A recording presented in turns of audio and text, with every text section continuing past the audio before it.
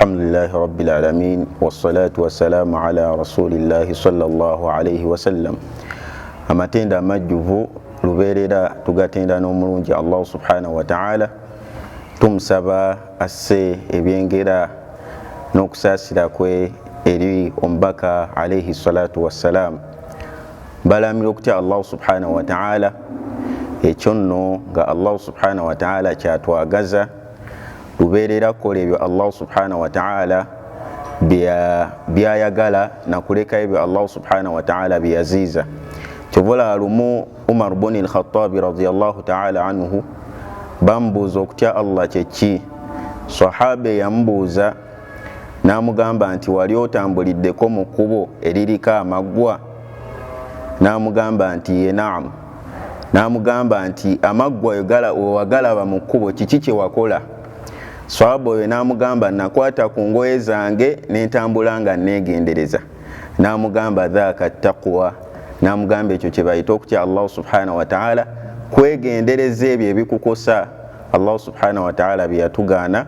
N'olwekyo twegendereze nnyo obutagwa mu ebyo Allah byeyatugaana, tukole byayagala, awo nno tujja bba mu baddu abatya Allah subhanahu wa ta'ala. Ampuliriza omulungi, simanyi oba wali olowoozezaako kaseera omubaka alayhi salatu wassalam ke yatunyumizaako mu hadithi ya sahaba gwe bayita Adi ibn Hatim radiyallahu ta'ala anhu. Mweyo hadithi nabbi yayogera akaseera akazibu ennyo, ate nga ffenna tetugenda kasimattuka. Yagamba ma min ahadin minkum illa sayukallimuhu rabbuhu laysa bainahu wa bainahu tarjuman.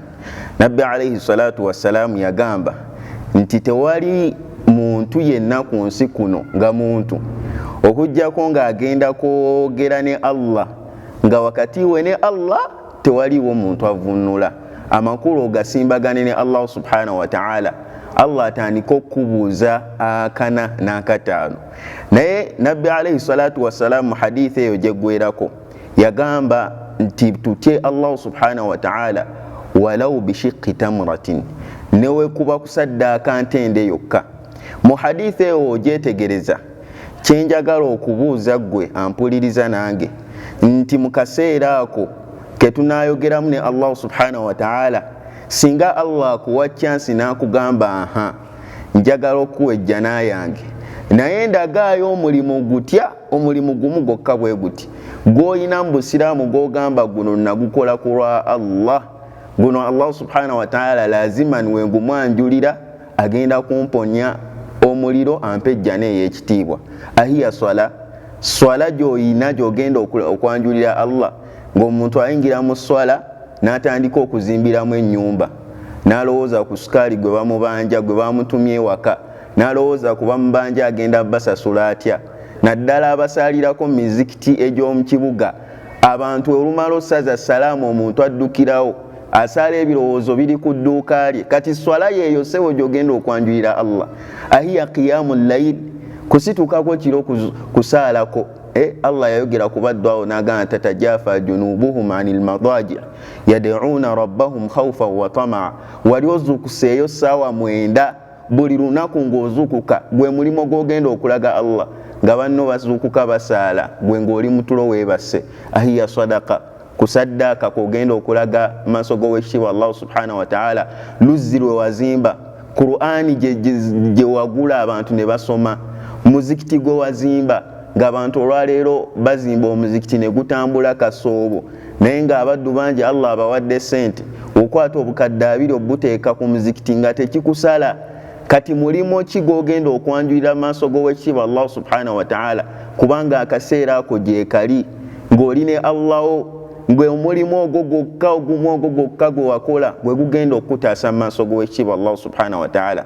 Ekyewuunyisa mu bufunze ti Allah subhanahu wa ta'ala okusiima abaddu tabasiima na mirimu mingi, asiima ogwo omulimu omutini gw'okoze ku lwa Allah. Tugenda funayo ebyokulabirako bitonotono. Basahaba nabbi be yayogerako bamujjana nga balamu, Allah yabasiima n'omulimu gumu gwe beekwatako ne bagamba guno gwe tunasinkana nago maaso g'owekitiibwa Allah subhanahu wa ta'ala. Sahabiyul jalil Abi Hurayra atunyumiza ku Bilal ibn Rabah, nabbi alayhi salatu wassalam yamugamba, ya Bilali, owange gwe Bilali, akhbirni bi arja amalin amiltahu fil islam fa inni sami'tu khashfan alayka bayna yadayya fil janna. Yagamba Bilal ibn Rabah, mbuuliraayo omulimu gumu gwokka gw'osuubira gwe wakola nga gukusembeza maaso g'owekitiibwa Allah subhanahu wa ta'ala, mazima nawulidde enswagiro z'ebigere ebyo mu jjana y'owekitiibwa Allah subhanahu wa ta'ala. Subhanallah, Bilali sigamba nti yakola bingi, yafunayo omulimu gutya gumu weeguti, era yagamba nabbi alayhi salatu wassalam, nze siina kyensuubira kyenkola ghaira anni, okujjako nze sifuna wuzu kiro oba misana, okujjako nga wuzu eyo ngigoberezaako laakabbiri zokka. Laakabbiri ze yeekwatako Allah n'amuwejjana nga mulamu. Olunaku olulala nabbi alayhi salatu wassalam batudde ne baswahaba be, abagamba, yadkhulu alaykum rajulun min ahli aljanna, mugenda kulaba omusajja ow'omujjana. Yuqaalu, bagamba sahaba oyo baali bamuyita Abdullah ibn Salam, n'ayingira mu muzikiti nga wano tebamusuubira mu basahaba abasinze ennyo Allah, ne baga iyi nabbi yakiddamu emirundi 3. Naye mbufunze Amr ibn al-Aasi ayagala okumanya sahaba oyo mulimu ki gwakola, amukyalirako ewaka, agenda omukyalira nga sahaba okusaala layiri nga si gwe mulimu Allah gwe yamugondeza. Era n'essubu hatta bagamba n'essubu yamuzuukusa bagende basaale ewa nabbi alayhi salatu wassalam. Naye ennaku z'obugenyi ziggwako, amugamba ekyama ekyamuleeta, naye mbuulira mulimo ki gwe wakola mu busiraamu? Nabbi emirundi 3 ng'akutulaga oli wa mujjana. Allahu akbar. Abdullah ibn Salam n'agamba, sisuubirayo kintu kyonna nze kyenkola ghaira anni, okujjako nze sisobola kwebaka, wa fi qalbi, nga mutima gwange, ghillun au ghishun au hiqdun au hasadun ala ikhwani min almuslimin, sobola kwebaka nga mutima gwange nyina omusiraamu gwe nyinako ensaalwa, gwe nanyiigira. Buli ankola ekintu kyonna obudde obw'emisana mukola ki? Musonyiwa. Gwe mulimo gwe yakola Allah subhanahu wa ta'ala n'amusiima n'amuwejjana ng'akyali mulamu. Kati kyenjagala okubuuza gwe, singa Allah akujjulula n'akujja mu nsi eno, mulimo ki gw'ogenda okumwanjulira? Mwalaba mukadde waffe ebyemuke, ebyobugagga byonna yabireka, naye batunyumiza emirimu gy'alina ye gy'agenda okwanjulira Allah subhanahu wa ta'ala. Era bagamba ekiro olwokuna olwo lwe yafa, yamala kukakasa nti abantu bulijjo bawa ssente bakoze eki? Bazifunye. Yafa akimanyi guno omulimo gwe gugenda okungasa. Kati gwe musiraamu miskiini, olinayo mulimo ki gw'osobola okwanjula maaso g'owekitiibwa Allah subhanahu wa ta'ala? Kubanga omulimo ogwo ogumu gwe weekwatako n'ogamba guno omulimo ngukoze ku lwa Allah, gwe gugenda okutaasa maaso g'owekitiibwa Allah subhanahu wa ta'ala. Nga naatera okumaliriza, ngenda kuleeta hadithi eno al-Imaamu Ibn Qayyim al-Jawzi yagireeta mu kitabo kye Ar-Ruh, mu kitaabu Ruh, n'ayogera emirimu egy'enjawulo ng'alaga nti abantu abo bagenda beera mu kaseera kazibu, naye olw'emirimu gino gye beekwatako nga tugenda olaba mu hadithi eno, Allah agenda sinziirira okwakole ki? Abataase. Yagamba omubaka alayhi salatu wassalamu bufunze, yagamba mu hadithi n'agamba, ra'aytu rajulan min ummati qad basata alayhi adhabu al-qabr, yagamba nabbi nti ndabye omusajja mu umma yange ng'ebibonerezo by'omukabbuli bimusazeeko, bamukuba bamuzze eno bamuzze eri. N'agamba fajaatuhu salatuhu, esswala gye yasaala gye yeekwatako nejja n'enkola ki? N'emutaasa okuva mu bibonerezo ebyo bye yalimu eby'omukabbuli.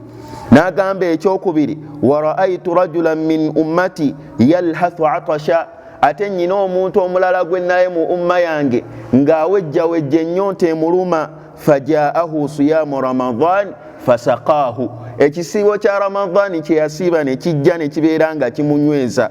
N'agamba ekyokubiri, n'agamba ekyokusatu, wa ra'aytu rajulan min ummati min baynihi dhulma wa min khalfihi dhulma wa an yaminihi dhulma wa an shimalihi dhulma wa min fawqihi dhulma wa min tahtihi dhulma فجاءته حجته وأمرته فاستخرجاه من الظلمة yagamba nga natera omaliriza ate omuntu omulala gwe nalabe mu umma yange yabadde nga buli watunula kizikiza maaso kizikiza wansi kizikiza nga talina gyalaba jadda فجاءته حجته وعمرته فاستخرجاه من الظلمة الله أكبر hijja je yakola muno manyi mu bahaji ng'ekisibo kibasanga Makka kibasanga ku haram gye basiibira kati abo bagenda tunula eno n'eri nga balabako ekizikiza kibasazeeko hijja zaabwe ze baakola ne umura ze baakola obuwangaazi bwabwe bwonna zigenda kujja zibeere nga zikola ki nga zibataasa hadithi mpanvu naye gyegyo emirimu emitonotono gye kisobola okwogerako oyinza okugamba nti nze ngenda kuliisa bamiskini oyinza okugamba nti nze ngenda kulabirira bawalimu oyinza okugamba nti nze ngenda teekawo oluzzi oyinza okugamba nti nze ngenda kulabirira bamulekwa egyo gyemirimu egigenda okutaasa maaso g'owekitiibwa Allah subhanahu wa ta'ala ng'omusisinkanye tufuneyo emirimu gye twekwatako gye tukakasa nti ekyo Allah subhanahu wa ta'ala agenda kubeera nga atutaasa nagyo wonaafuna omulimu gwe weekwatako sobira nti maaso g'owekitiibwa Allah subhanahu wa ta'ala gwewejjeeredde wakuwa ejja naye ey'ekitiibwa bwe tuliba tufunye akadde akalala tuliyongerako ebisingako awo. Wassalamu alaikum wa rahmatullahi wa barakatuh.